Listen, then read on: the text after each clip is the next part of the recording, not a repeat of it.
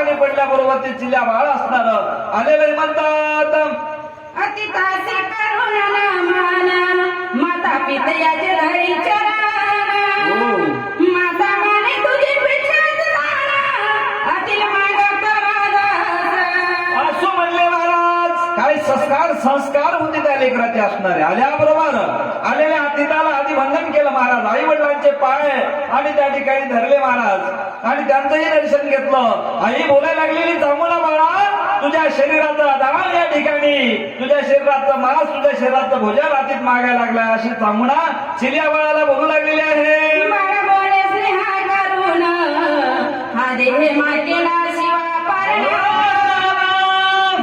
अतिता होता तृप्त पूर्ण उमारा मन संतोषले. काय म्हणावं त्या 5 वर्षाच्या बाळानं महाराज त्या ठिकाणी आईला म्हणू लागलेला आई माझा देह असणारा मी आधीच शिवार्पण केलेला आहे.